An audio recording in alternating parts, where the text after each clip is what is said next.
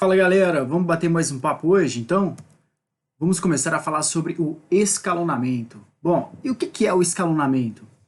Bom pessoal, nós já estávamos falando sobre a gerência de processador, e quando nós estamos falando de gerência de processador, o nome já diz tudo. Nós precisamos gerenciar o uso do processador. E é o elemento de execução, é onde nós vamos rodar os programas que estão na memória. Ou seja, nós vamos rodar os processos. Perfeito? E aí, um assunto importantíssimo que nós precisamos tratar é sobre o escalonamento. O que é o escalonamento em si? Bom, olha só o que está escrito aí. O escalonador é responsável por selecionar um processo apto à execução. O objetivo é dividir o tempo do processador de forma justa entre os processos aptos a executar. É típico de sistemas multiprogramados, sistemas de time sharing, multiprogramado ou de tempo real, e é dividido em duas partes. O scheduler, que tem a política de seleção, e o dispatcher, que efetua a troca de contexto. Agora, vamos pensar nisso tudo que a gente leu aí.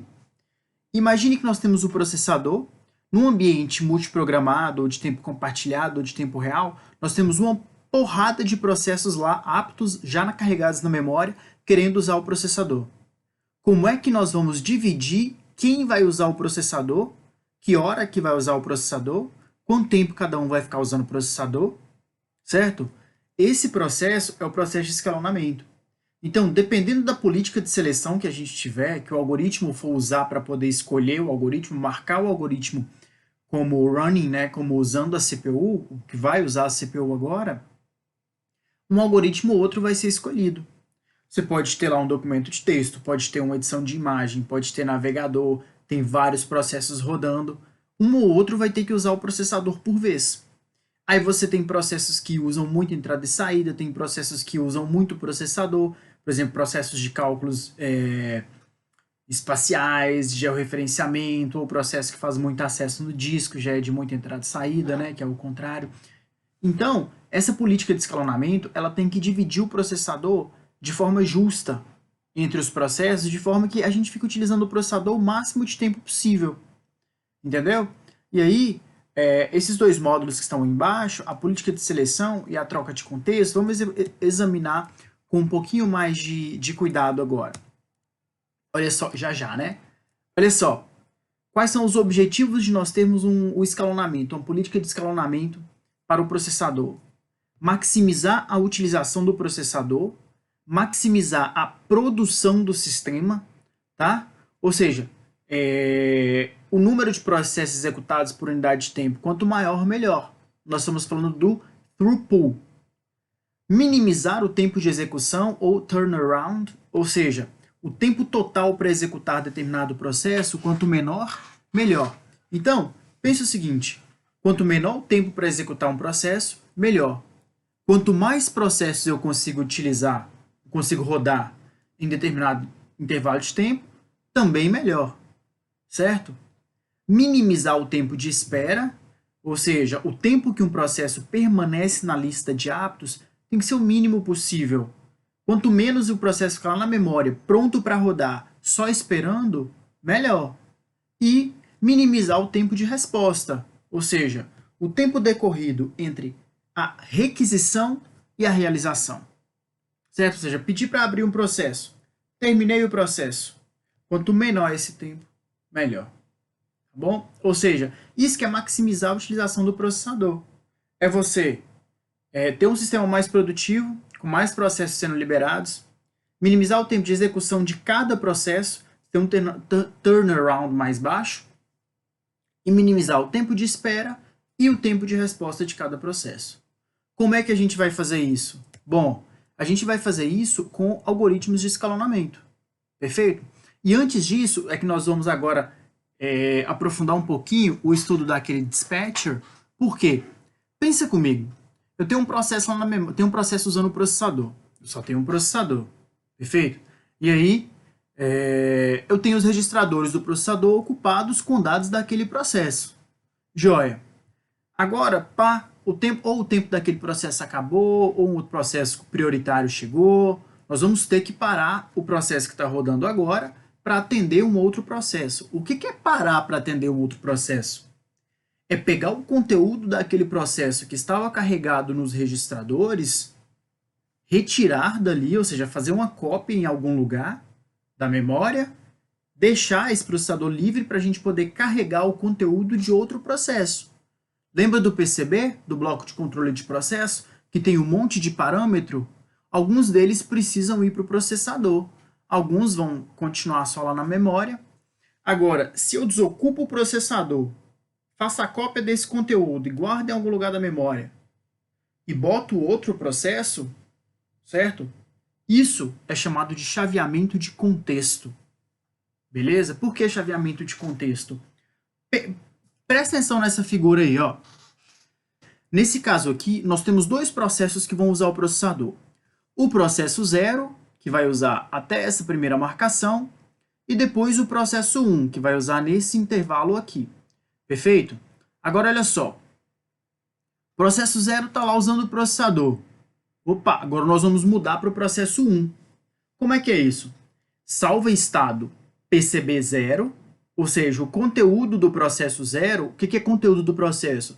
São os parâmetros do bloco de processo, do descritor de processo dele, do PCB dele. Então tem que salvar isso tudo do processo 0, pega o processo 1, joga no processador, certo? Nos registradores, nos locais onde precisam ser guardados dados. Processo 1 roda, pá.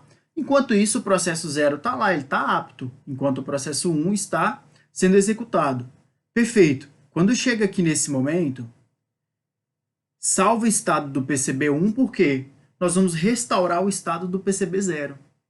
Então, perceba que, nesse intervalo dessa setinha aqui que o processo 0 está executando, nesse intervalo dessa setinha que o processo 0 está executando, agora olha esse intervalo da seta 1, que o processo 1 está executando. Vamos traçar uma linha imaginária horizontal aqui, ó, aqui nesse ponto. Opa. Nós temos um tempo aqui, certo? Que ninguém está usando o processador de fato. Por quê? Porque nós estamos fazendo... Nós não, né? O sistema está fazendo a troca de contexto. Então está desocupando o espaço reservado, que estava com o PCB espaço reservado, nós estamos falando de registradores, e que estavam com valores do PCB 0, agora nós precisamos colocar valores do PCB 1. Entendeu? Então tem esse processo de carregar, descarregar e recarregar dado. Isso acontece no hardware, porque nós estamos atingindo direto os registradores. Então tem um tempo de troca de contexto. Quem faz isso é o dispatcher. Beleza? Salva o contexto e restaura o contexto. E aí, pessoal, nós temos alguns tipos de escalonador. Ele pode ser não preemptivo ou preemptivo. No que isso consiste? Vamos ver aqui, ó.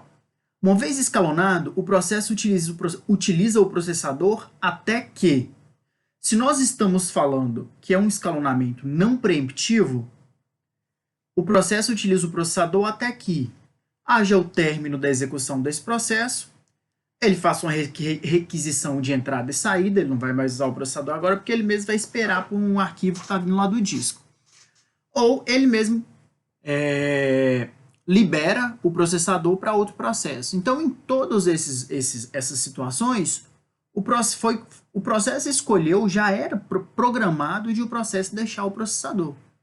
Agora, se for um modelo preemptivo, o processo pode utilizar o processador até que ocorra o término dele, ele faça uma solicitação de entrada e saída, ou ele mesmo libere o processador para um outro processo, ou então tem uma interrupção do relógio, ó, seu tempo aqui acabou, mesmo que você não tenha terminado de executar. Ou processo de mais alta prioridade esteja pronto a executar. Ou seja, pura e simplesmente, se o escalonamento é não preemptivo, o processo vai ficar lá até que ele não precise mais ficar. Se o escalonamento é preemptivo, se chegou um outro processo com prioridade maior, pronto, o que estava lá vai ser interrompido e esse processo é que vai receber o contexto do processador, para o processador. Beleza?